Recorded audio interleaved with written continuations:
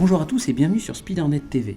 Dans cette vidéo, nous avons le plaisir de recevoir Benjamin Fuzet et Clément Cahagnes pour la sortie de leur livre « Concevoir et diffuser une expérience de formation immersive » à paraître aux éditions Géreso le 3 février 2022.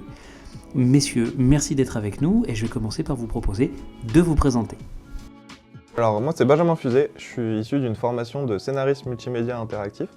Ça fait plusieurs années que je suis à Spidernet aujourd'hui, j'exerce en tant que responsable de la production immersive, c'est-à-dire que j'accompagne les équipes et les clients dans la réalisation de projets de formation immersive, donc du 360, de la 3D, mais de la réalité virtuelle globalement. Et du coup j'ai une expertise sur tout ce qui va être écriture, conception, scénarisation, gamification, ce genre de choses, et comment faire pour que les utilisateurs vivent au mieux leur expérience en réalité virtuelle. Et moi c'est Clément Cahagnes, je suis d'une formation ingénieur chimiste, donc rien à voir avec la réalité virtuelle, mais je me suis redirigé vers l'ingénierie pédagogique il y a quelques années et je travaille aujourd'hui en tant qu'ingénieur pédagogique dans une école d'ingénieurs qui s'appelle IFP School, basée en région parisienne. Et dans ce cadre-là, j'utilise beaucoup la réalité virtuelle dans mes formations, avec mes étudiants pour les mettre en situation concrètement sur des mises en application. J'accompagne aussi des enseignants dans l'utilisation et la conception d'expériences immersives, mais également leur déploiement et leur utilisation avec des apprenants. Tout ça dans le cadre d'un laboratoire de réalité virtuelle avec pas mal de matériel et de technologie, mais l'idée voilà, c'est vraiment de simplifier l'ergonomie et l'utilisation de cette technologie et de cette modalité pédagogique. Donc l'idée de base, en fait, c'est parti d'un constat, c'est qu'aujourd'hui, la réalité virtuelle en formation, ça peut faire peur, ça peut être un petit peu, voilà, quand on fait de la conception pédagogique, on peut avoir des craintes à utiliser cette modalité et à la développer. Et donc l'idée, en fait, c'était de se dire, on va écrire sur ce sujet pour un petit peu démocratiser et dédramatiser aussi la conception d'expériences pédagogiques immersives. Donc on est parti de ce constat-là et on a au fur et à mesure en fait écrit ce livre qui est plutôt un guide pratique. Je te laisse en dire plus. Oui, c'est exactement, c'était l'idée de ce constat que tout ce qu'on peut trouver sur l'écriture de formation immersive est un peu fade, un peu en surface, etc. Et nous, travaillant tous les deux avec ou pour, on a eu cette idée de vouloir faire quelque chose de plus concret, de vraiment d'avoir une approche concrète de comment ça marche, qu'est-ce qu'il faut faire, quelles sont les différentes étapes. Et du coup, d'avoir écrit ce livre que nous, on l'appelle un guide pratique, dans le sens où il y a une étude de cas tout le long du livre, donc vous allez avoir des apports théoriques qui vont être suivis avec de la pratique, c'est-à-dire comment ça marche théoriquement, pourquoi on fait ces choix-là, quels sont les intérêts pour les formateurs, pour les apprenants, combien ça coûte, etc. Et en parallèle d'avoir un aspect étude de cas, c'est-à-dire que concrètement, avec un exemple sur un projet concret du début à la fin, vous allez voir comment fonctionnent ces étapes-là, quels choix il faut faire, quels sacrifices j'ai à faire par rapport à un choix ou un autre, et du coup on se retrouve avec ce livre qui, à nos sens, je pense, se retrouve vraiment être complet et va de A à Z sur c'est quoi la conception d'une formation immersive. Et après pour les cibles, Clément t'en parlera plus que moi, mais je pense qu'on est assez d'accord pour dire que ça reste quand même en majorité à tout ce qui est ingénierie pédagogique, conception pédagogique, mais pas que. Oui, c'est ça, on s'adresse responsable de formation, ingénieur pédagogique, concepteur pédagogique. Comme l'a dit Benjamin, l'idée c'est vraiment de donner des clés pour simplifier la conception de ces expériences immersives. On s'est d'ailleurs rattaché à un modèle pédagogique qui est assez connu, qui est le modèle ADDIE, qui est assez connu dans le monde de la formation. En fait, on a finalement collé notre étude de cas et nos apports théoriques également sur ce modèle pour que finalement notre public s'y retrouve et puisse très facilement suivre et voir finalement quelles sont les spécificités de cette modalité en termes de techno et dans la pédagogie également. Les deux entreprises ont déjà permis de retravailler ensemble avec Clément, parce qu'on avait déjà l'habitude de travailler ensemble, mais sur des projets du coup, pour des étudiants, clients, etc. Donc on a beaucoup travaillé ensemble, déjà sur des projets concrets. Donc l'opportunité de retravailler ensemble et de faire un travail différent, c'est-à-dire écrire ensemble. Ouais, voilà, l'idée c'était vraiment d'apporter ce projet concret qu'on a réalisé à l'école avec nos experts métiers et qu'on a ensuite utilisé dans le cadre de nos enseignements avec nos étudiants. Donc en fait, on prenait un peu le meilleur des deux mondes, entre guillemets, avec Benjamin et cette vision Spidernet et tous ses apports au niveau de la conception et de la production pédagogique. Et moi, sur plutôt l'implémentation, le déploiement dans des parcours de formation, en fait. Donc on a trouvé que c'était assez...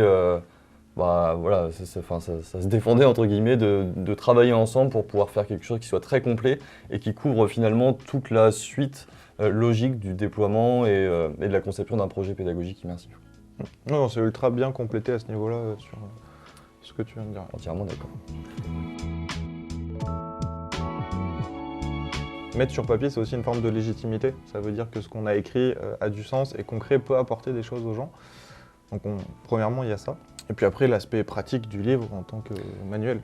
en tant qu'objet aussi. On fait beaucoup de numérique aujourd'hui et l'idée c'était aussi de se dire, bah voilà, ce guide pratique, il va être sur le bureau de nos concepteurs pédagogiques ou des ingénieurs pédagogiques qui ont envie de travailler sur des projets immersifs. Donc l'idée c'était vraiment de revenir voilà, à ce côté un petit peu plus physique que numérique. Donc on a voulu aussi, c'est aussi pour ça qu'on est allé sur ce type d'objet. C'est tous mes chapitres préférés.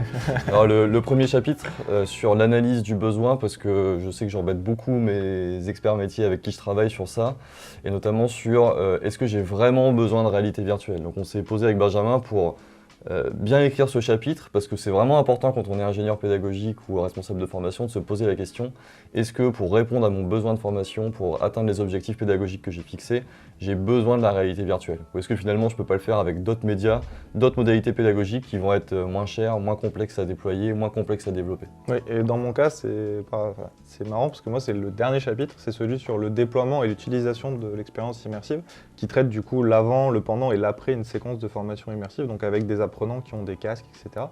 Et je trouve que c'est super intéressant parce qu'il y a toute une notion de la gestion de l'humain dans ces moments-là, où on n'est pas seulement en train d'allumer un casque et de le mettre sur la tête des gens, ils font leur expérience, on s'en va. Il y a vraiment toute cette gestion de comment je gère le comportement humain, comment je gère ces différentes situations, les différentes réactions. Et du coup, je le trouve super intéressant et surtout une partie que moi j'ai peu l'habitude de voir, étant donné que je suis juste avant et que je livre le projet et qu'ensuite c'est les formateurs qui vont les dispenser. Du coup, c'est vraiment une partie que j'ai beaucoup appréciée et que j'apprécie le plus dans le livre aujourd'hui.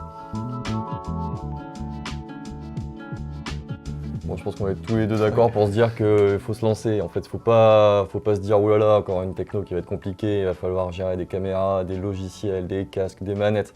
Alors certes, il y a cet aspect technologique qu'il faut appréhender, prendre en main, mais aujourd'hui, grâce au bon matériel et grâce aux solutions logicielles également qui sont de plus en plus, on va dire, ergonomiques aujourd'hui, c'est relativement simple de faire des parcours pédagogiques immersifs, engageants pour les apprenants.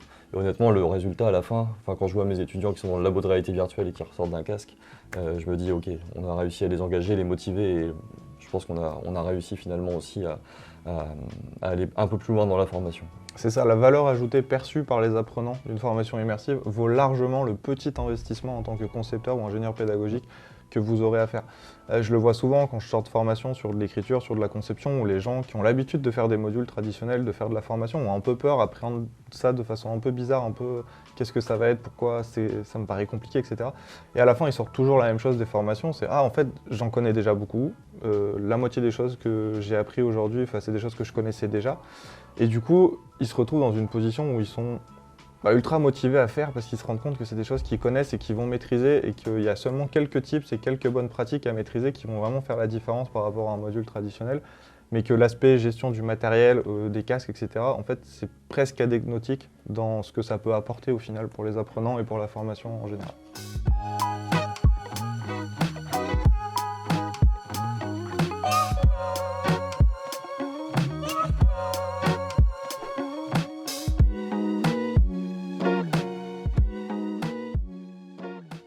VR parce que c'est une modalité pédagogique que j'utilise maintenant depuis quelques années. Alors on investigue aussi sur les usages pédagogiques de la réalité augmentée, mais c'est vrai qu'aujourd'hui on est plutôt sur la réalité virtuelle et il y a encore pas mal de choses à voir. Et moi j'ai mis MR pour réalité mixte. Alors j'adore la réalité augmentée et la réalité virtuelle, mais en fait je pense que celui qui a le plus d'avenir à moyen terme, c'est la réalité mixte, c'est la réalité augmentée 2.0, c'est-à-dire celle avec laquelle on peut interagir directement et physiquement. Et étant un grand passionné de jeux de plateau, j'espère un jour pouvoir faire des jeux de plateau en réalité mixte et je trouverais ça super cool. Ça prendrait beaucoup moins de place à ranger sur les bibliothèques. Voilà pourquoi.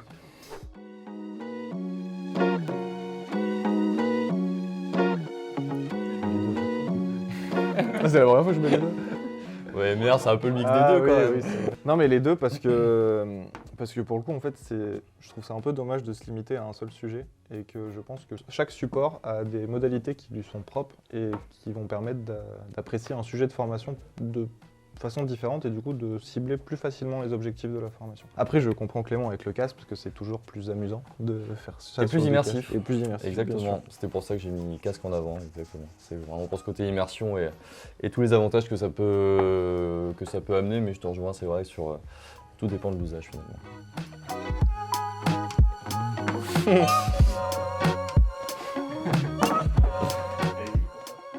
Parce que moi, c'est mes premiers amours. J'ai commencé la réalité virtuelle avec des photos 360. Je pense que c'est encore de l'avenir sur certaines activités pédagogiques, hein, c'est clair. Enfin, voilà. Même si la 3D tend de plus en plus à se développer, hein. Nous, on développe de plus en plus de modules interactifs en full 3D avec plusieurs utilisateurs, etc. Mais la photo 360 a encore de beaux jours devant elle et on peut faire plein de choses pour pas trop cher. Donc voilà pourquoi j'ai mis ça. Oui, je suis exactement d'accord. La photo 360, en général, on commence par la photo 360. Et plus on a fait, plus on a envie d'aller loin, etc. Et moi, ça fait un certain temps que je mange beaucoup de photos et de vidéos 360. Et du coup, maintenant, ce qui m'intéresse le plus, c'est de faire de la 3D.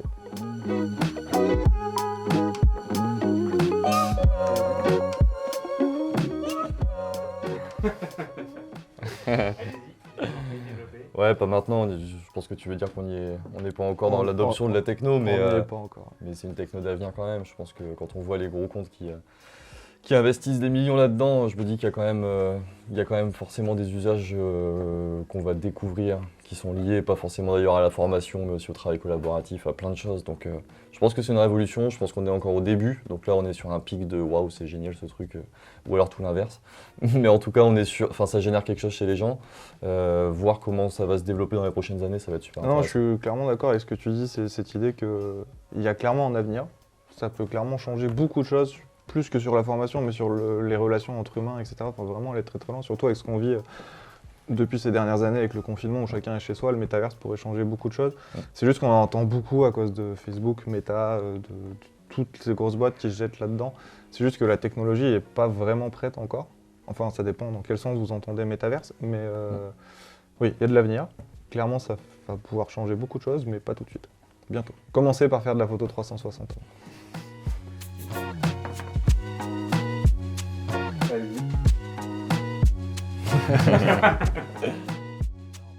J'explique. J'ai mis un peu les deux parce que je pense que c'est important qu'il y ait un effet waouh auprès des apprenants qui vont faire des expériences immersives dans le sens où ça va les engager, les motiver dans la formation, mais il ne faut pas qu'il y ait que ça.